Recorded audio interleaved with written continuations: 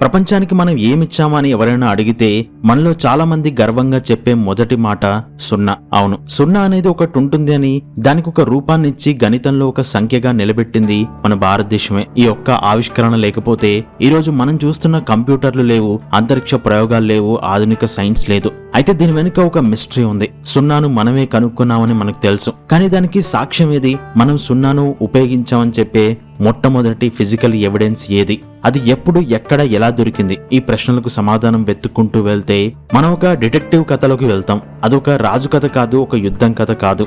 అదొక సామాన్య రైతుకు పొలంలో దొరికిన కొన్ని పాత చిరిగిపోయిన బూర్జ పత్రాల కథ. ఆ పత్రాలే ప్రపంచ గణిత శాస్త్ర గతిని మార్చేశాయి. ఆ పత్రాల పేరే బక్షాలి మ్యానుస్క్రిప్ట్. ఒక రైతు పొలం నుండి ఆక్స్ఫర్డ్ యూనివర్సిటీ లైబ్రరీ వరకు సాగిన ఈ గణిత నిధి యొక్క అద్భుతమైన మిస్టరీ గురించి ఈ వీడియోలో మాట్లాడుకుందాం. ఈ చరిత్ర 1881లో మొదలవుతుంది. ఆ ప్రదేశం ఇప్పటి పాకిస్తాన్లోని పెషావర్ దగ్గర ఉన్న బక్షాలి అనే ఒక చిన్న గ్రామం. ఆ రోజుల్లో అది బ్రిటిష్ ఇండియాలో భాగం. అయితే ఒక రోజు ఒక రైతు తన పొలాన్ని దున్నుకుంటున్నాడు.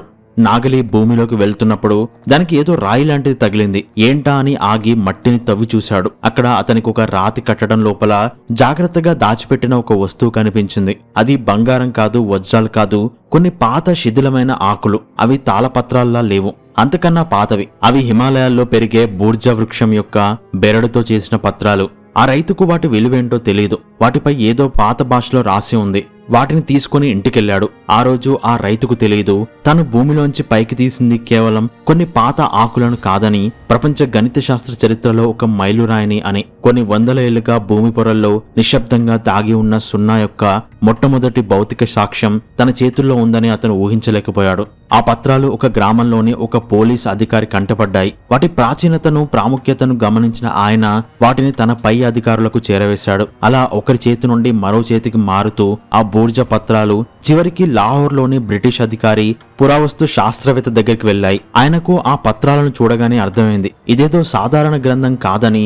వాటిని మరింత లోతుగా అధ్యయనం చేయడానికి, భద్రపరచడానికి 1902లో వాటిని ఇంగ్లాండ్లోని ఆక్స్ఫర్డ్ యూనివర్సిటీలో ఉన్న ప్రఖ్యాత బోడ్లియన్ లైబ్రరీకి పంపించారు. అప్పటి నుండి ఈ బక్షాలి మ్యానుస్క్రిప్ట్ అక్కడే అత్యంత జాగ్రత్తగా స్టోర్ చేయబడి ఉంది. అండ్ అక్కడున్న వాళ్ళు వాటి మీద పరిశోధన చేయడం మొదలుపెట్టారు. అది చాలా కష్టమైన పని, ఎందుకంటే ఆ 70 బూర్జ పత్రాలు చాలా పెలుసుగా ఉన్నాయి. చాలా చోట్ల విరిగిపోయి, చినిగిపోయి కూడా ఉన్నాయి. వాటిపై ఉన్న భాష సంస్కృతం మరియు కొన్ని స్థానిక ప్రాకృత మాండలికాల మిశ్రమం కూడా ఉంది.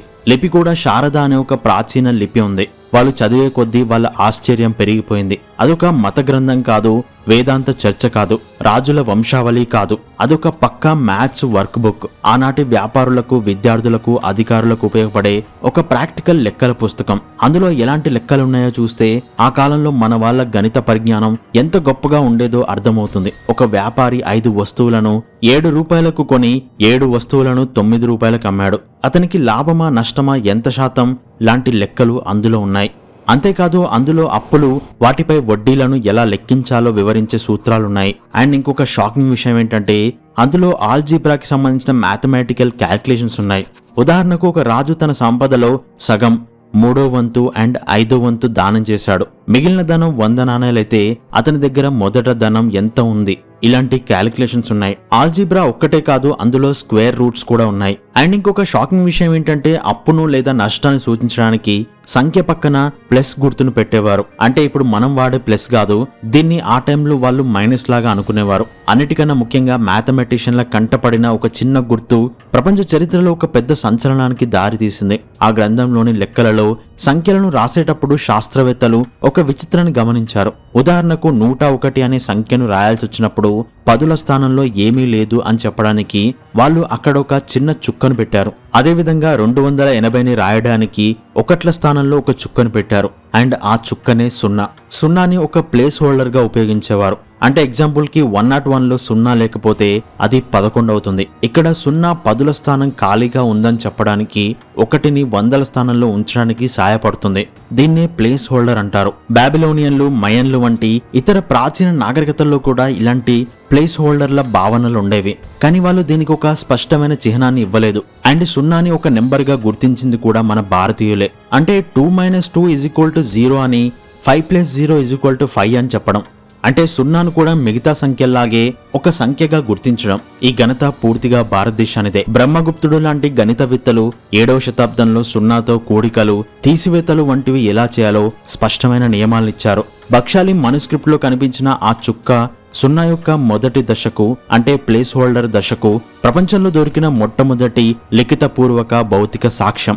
ఆ చిన్న చుక్క మేం భారతీయులం కొన్ని వేల ఏళ్ల క్రితమే దశాంశమాన పద్ధతిని, అందులో సున్నాను ఒక ముఖ్యమైన భాగంగా వాడుతున్నామని ప్రపంచానికి గట్టిగా చాటి చెప్పింది. బక్షాలి మనుస్క్రిప్ట్ దొరికినప్పటి నుండి దాని వయస్సుపై పండితుల మధ్య పెద్ద చర్చ జరిగింది. కొందరు దానిలోని లిపి, భాష ఆధారంగా అది 8వ శతాబ్దానికి చెందిందని వాదించారు. అండ్ ఇంకొంతమంది అది 12వ శతాబ్దానికి చెందింది అని అన్నారు. 100 ఏళ్లకు పైగా ఈ చర్చ ఇలాగే సాగింది. ఈ గ్రంథం ఎంత పాతదైతే సున్నా కథ అంత వెనక్కి వెళ్తుంది. కానీ ఖచ్చితమైన ఆధారం లేకుండా ఎవరూ ఏమీ చెప్పలేకపోయారు. అందుకే ఆధునిక సైన్స్ రంగప్రవేశం చేసింది. 2017లో ఆక్స్ఫర్డ్ యూనివర్సిటీ పరిశోధకులు ఒక సాహసోపేతమైన నిర్ణయం తీసుకున్నారు. ఆ పెలుసుగా ఉన్న బూర్జ పత్రాల నుండి చిన్న చిన్న ముక్కలను తీసుకుని వాటిని కార్బన్ డేటింగ్ చేయాలని నిర్ణయించారు. ఈ పద్ధతి ద్వారా ఒక వస్తువులో ఉన్న కార్బన్ 14 ఐసోటోప్ క్షీణతను బట్టి దాని వయసును చాలా ఖచ్చితంగా చెప్పొచ్చు. ఫలితాలు వచ్చినప్పుడు శాస్త్రవేత్తలందరూ నివ్వెరపోయారు. ఆ ఫలితాలు వాళ్ళ అంచనాలను తలకిందులు చేశాయి. ఆ 70 పత్రాలు ఒకే కాలానికి చెందినవి కావు. కొన్ని పత్రాలు కామన్ ఎరా 7, 8వ శతాబ్దానికి చెందినవి. మరికొన్ని ఇంకా పాతవి, అంటే 9, 10వ శతాబ్దానికి చెందినవి. అన్నిటికన్నా ఆశ్చర్యకరంగా అందులో అత్యంత పురాతనమైన పత్రాలు 3వ లేదా 4వ శతాబ్దానికి చెందినవి, అంటే దాదాపు 1700 సంవత్సరాల క్రితం నాటివని తెలిసింది.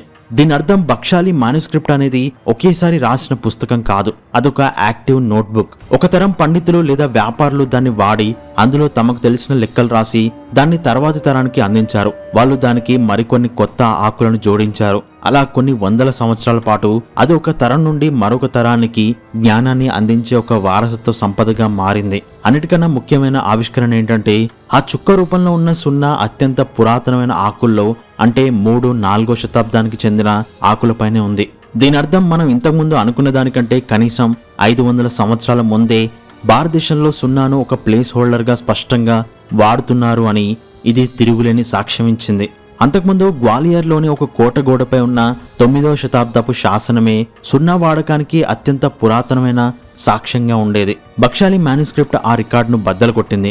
అయితే బక్షాలి మాన్యుస్క్రిప్ట్ అనేది కేవలం సున్నా గురించే చెప్పట్లేదు. అది మన భారతీయ పూర్వీకుల మేధో సంపత్తికి, వారి శాస్త్రీయ దృక్పథానికి, వారి జ్ఞాన దాహానికి నిలువుటద్దం. ఒక రైతు పొలంలో అనుకోకుండా దొరికిన కొన్ని పాత ఆకులు మన గణిత వారసత్వాన్ని కొన్ని శతాబ్దాలు వెనక్కి తీసుకెళ్లాయి.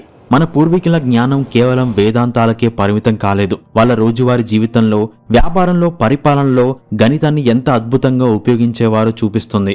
జ్ఞానాన్ని ఒక తరం నుండి మరో తరానికి అందించే గొప్ప సంస్కృతి మనది. బక్షాలి మాన్యుస్క్రిప్ట్ ఆ సంస్కృతికి ఒక భౌతిక రూపం.